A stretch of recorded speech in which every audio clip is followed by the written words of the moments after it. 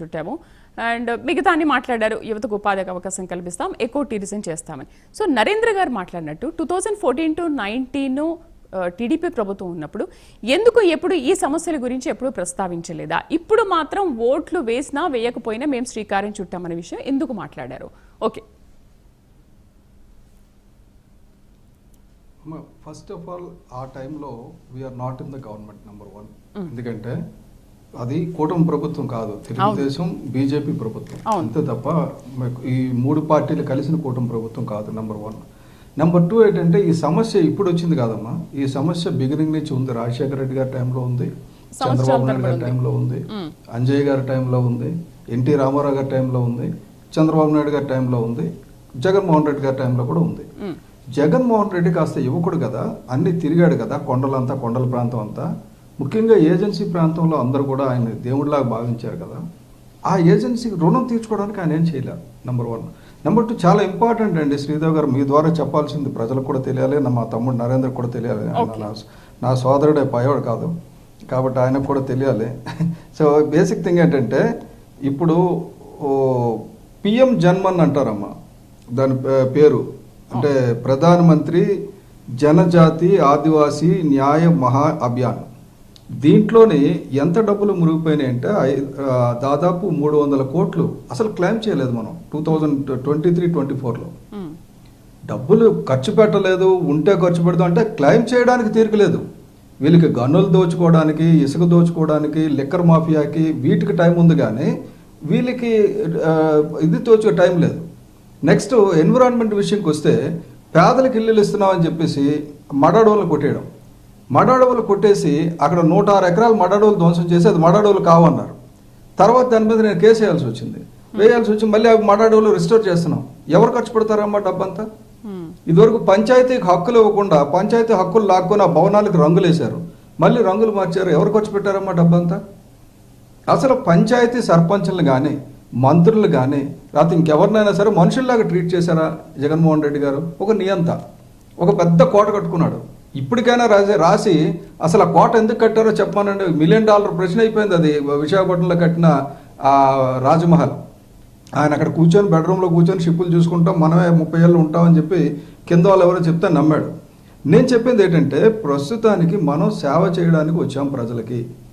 ఉన్న వనరులతో చంద్రబాబు నాయుడు గారు కానీ లేకపోతే జగన్మోహన్ రెడ్డి కానీ పవన్ కళ్యాణ్ గారు కానీ సొంత డబ్బులు తీసుకురావాలా. పవన్ కళ్యాణ్ గారు కొంత ఇచ్చారు, అది వేరే సంగతి.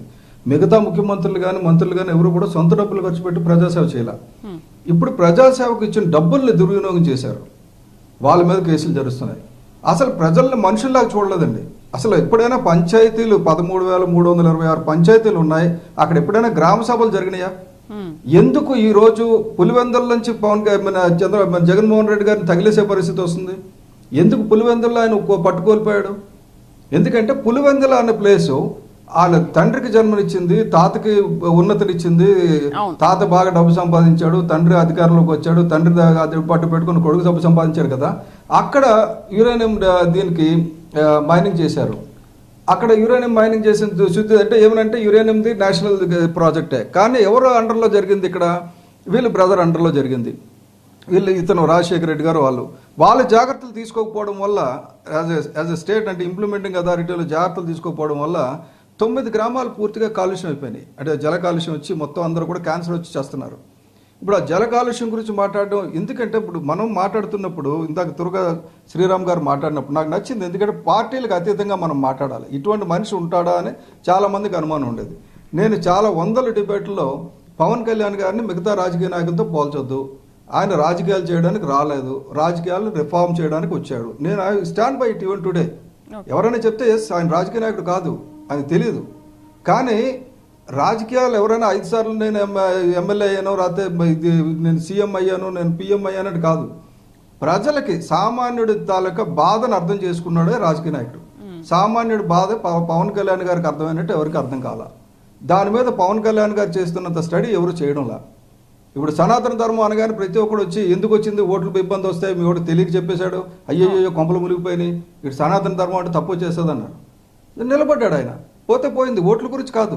ఇక్కడ కూడా ఆదివాసీలు ఓట్ల గురించి నిలబడలేదండి. నిజంగా ఆదివాసీ ప్రాంతాలన్నింటిలో వదిలేవచ్చు ఆయన. కానీ ఎందుకు వదలలేదంటే వాళ్ళ అమాయకులు, వాళ్ళు తెలిసి మోసం చేయలేదు, తెలిసి ద్రోహం చేయలేదు, వాళ్ళని మాయ చేసి మోసం చేశారు. వీళ్ళు మోసగించబడ్డ ప్రజలకి మనం అతను అండగా ఉండాలి తప్ప వాళ్ళ మీద మనం కక్ష తీర్చుకోకూడదు అనేది కళ్యాణ్ గారి సిద్ధాంతం. నెంబర్ 2 ఏంటంటే వాళ్ళు they are the real custodians. మీకు చెప్తానమ్మా, ఈ రోజు మీ ద్వారా మిగతా కూడా తెలుస్తుంది. నాకు శాన్ ఫ్రాన్సిస్కో నుంచి ఫోన్ వచ్చింది. ఎందుకంటే గతంలో శాన్ ఫ్రాన్సిస్కోలో నేను రాజేంద్ర సింగ్ గారు వెళ్ళి మాట్లాడుతున్నప్పుడు పవన్ కళ్యాణ్ గారి మనిషిని అక్కడ చేశాం, అక్కడ ఆదివాసీలతో. అక్కడ నేటివ్ ఇండియన్స్, రెడ్ ఇండియన్స్ అంటారు. ఆ రెడ్ ఇండియన్స్ వాళ్ళ తాలూకా ల్యాండ్ ప్రాబ్లం, వాళ్ళ తాలూకా ల్యాండ్స్ని ఎన్క్రోచ్ చేయడం, వాళ్ళ తాలూకా ట్రైబల్ ఏరియాలో పడుతున్న వాటర్ని పైపులు పెట్టి శాన్ ఫ్రాన్సిస్కో తీసుకెళ్ళిపోవడం, వీటి మీద ట్రైబల్స్తో కలిసి రాజేంద్ర సింగ్ గారు నేను అక్కడ శాన్ ఫ్రాన్సిస్కోలో యుద్ధం చేశాం. సేమ్ ఆదివాసీల ప్రాబ్లం. అంటే ఆదివాసీలు అంటే ప్రపంచంలో అంతా కూడా ఎలా తయారైపోయారంటే పట్టణాలు అంటే అవి వాళ్ళ ఇష్టం, వాళ్ళు డిసైడ్ చేస్తారు. ఆదివాసీలు అంటే బాధలు పడడానికి ఉన్నారు. దానివల్ల అనిపిస్తుంది ఇప్పుడు వాళ్ళ అమెజాన్ ఫారెస్ట్ డిప్లీషన్ వల్ల శాన్ ఫ్రాన్సిస్కో అడుగు తగలడిపోయింది. పవన్ కళ్యాణ్ గారు ఎంత చక్కగా చెప్పారు, ఇక్కడ సిల్వర్ ఓక్ ట్రీస్ కాదండి, మనకి ఇక్కడ పనస చెట్లు అడవిలో పనికొచ్చి క్రాప్ వచ్చి వేయండి. ఈ సిల్వర్ ఓక్ ట్రీస్ వల్ల లోకల్ ఆదివాసీలకు కూడా క్రాప్ ఏం రాదు కదా. ఆ 30 ఏళ్ళు చెట్లు అది భూమిని కూడా పాడు చేసేస్తున్నాయి, సెలైన్ అయిపోతుంది భూమి, మార్చండి అని చెప్పి ట్రైబల్ వాళ్ళు చెప్పారు. అలాగే పోలీసు వాళ్ళు చెప్పింది చాలా ఇంపార్టెంట్ అమ్మా. ఇది పోలీసు వాళ్ళు ఆయనకు ఒక విధంగా విజ్ఞప్తి చేశారు, సార్ మీ ఇక్కడ 9 చనిపోయారు ఇక్కడ, ఎందుకంటే వాళ్ళ అనుమానంతో చంపేశారు ఆదివాసీలని, ఏంటి చిల్లంగా పెట్టారని అనుమానంతో చంపేశారు. కళ్యాణ్ గారు ఏం చెప్పారంటే వాళ్ళ నమ్మకాలు వాళ్ళకు ఉంటాయి, కానీ పోలీసులు చెప్పారు మీరు వాళ్ళందరినీ ఎడ్యుకేట్ చేద్దాం. ఎందుకంటే బేసిక్ థింగ్ ఏంటంటే నిజంగా ఒక కుర్రోడు మీ పిల్లడికో మా పిల్లడికో ఒంట్లో బాగాలేదు, ఎవడో చెప్తాడు పక్కింటోడు చిల్లంగా పెట్టేశాడని, మీరు ఆడు కొట్టుకొని చేస్తున్నారు. వీటిని పోలీసు రిక్వెస్ట్ చేస్తే కళ్యాణ్ గారు పోలీసు తరఫున మాట్లాడారు, ఫారెస్ట్ ఆఫీసర్స్ రిక్వెస్ట్ చేస్తే ఫారెస్ట్ ఆఫీసర్స్ తరఫున మాట్లాడారు, ప్రజలు రిక్వెస్ట్ చేస్తే ప్రజల తరఫున మాట్లాడారు. అందులో ఆయన పార్టీ గురించో రాకపోతే దేని గురించో లేదు. అయితే ఒకటి చెప్పారు, నేను నెక్స్ట్ ఇంకో మిగతా 4 సంవత్సరాలు కూడా మీ గురించి కష్టపడతాం, అయితే వచ్చే టైంలో మాత్రం మన్యంలో ఎక్కడ కూడా మొత్తం కూటమి జెండా తప్ప వేరే జెండా కనబడడానికి వీల్లేదని, ఎందుకంటే మేము పని చేసాం కాబట్టి మాకు వేయండి అని. ఈ రోజు అసలు అంత అక్కర్లేదు. ఈ రోజు ఆయన దేవుడి కింద ఎందుకు చూస్తున్నారంటే మా దగ్గరకు వచ్చి మా మాట వింటున్నాడు, మా ప్రాబ్లం అర్థం చేసుకుంటున్నాడు, మాకు భాష రాదు చెప్పడానికి అంటే ఒక పర్టికులర్గా ఒక అడవి భాష నేర్చుకొని ఆయన వెళ్ళి వాళ్ళు మాట్లాడారు. అంటే ఆ భాష నేర్చుకోవడానికి ఇప్పుడున్న పరిస్థితుల్లో ఆయనకి ఎంత టైం పడుతుంది చెప్పండి. ఆయనతో ఫోటో దిగడానికో కలడానికో విజ్ఞాపనలు ఇవ్వడానికో ఎంతోమంది వస్తున్నారు కదా, అవన్నీ పక్కన పెట్టి ఆయన ఒక అడవి భాష, అది కూడా కొంతమంది ఒక ప్రాంతంలో ఒక 500 మంది మాట్లాడే భాష ఆయనకు అవసరమా? ఇక్కడికి వస్తే తప్ప మళ్ళీ ఇంకెక్కడ మాట్లాడడానికి అవ్వదు. ఎందుకు నేర్చుకున్నారంటే ఆయన ఆలోచన మన నుడి మన నది అని ఎందుకు పెట్టారంటే ప్రతి ఒక్కరికి ఆ భాషలోనే జ్ఞానం ఉంటుంది కాబట్టి వాళ్ళ ఆదివాసీ భాషలోనే ఆ జ్ఞానం ఉంటుంది. దాన్ని మనం వెలికి తీయాలంటే ఆ భాషలు నేర్చుకోవాలి, భాషలను కాపాడాలి. బ్రిటిష్ వచ్చి ఏం చేసింది, మొత్తం నాశనం చేసింది. మన ఇండియన్ మెడిసినే లేదు ఇప్పుడు. We are depending on either homeopathy or allopathy కూడా, హోమియోపతి కూడా పక్కన పడేసాం. బల్క్ డ్రగ్స్ తయారు చేసి మన దేశాన్ని రాష్ట్రాన్ని నాశనం చేసుకొని ఆ బల్క్ డ్రగ్ అమ్మిన అమెరికాలు మిగతా జర్మనీ కంట్రీలు బాగుపడుతున్నాయి. ఏమంటే మనం వెల్కమ్ చేస్తున్నాం, ఎందుకంటే పెట్టుబడి కావాలి. దేశం కూడా ఎలా తయారైంది, పెట్టుబడి కావాలి వస్తుంది. బల్క్ డ్రగ్ పొల్యూషన్ కాకుండా కూడా చూడాల్సిన బాధ్యత కూడా మనదే కదా. అక్కడ కాలుష్య నియంత్రణ అధికారులు నిద్రపోతున్నారు కాబట్టి కాలుష్యం జరుగుతూనే ఉంది. ఇప్పుడు హైదరాబాద్లో 25 స్క్వేర్ కిలోమీటర్స్ భూగర్భంలో ఉన్న జలాలన్నీ కాలుష్యం అయిపోయినాయి. కారణం ఏంటంటే రివర్స్ పంపింగ్ అని చెప్పి హైదరాబాద్లో ఉన్న బల్క్ డ్రగ్ ఇండస్ట్రీస్ డైరెక్ట్ గా కాలుష్యాన్ని భూమిలో పంపించేస్తారు. నరేంద్ర గారు ఒక్కసారి మీరు ఏం మాట్లాడుతున్నారు? ఇవన్నీ శ్రీదేవి గారు మా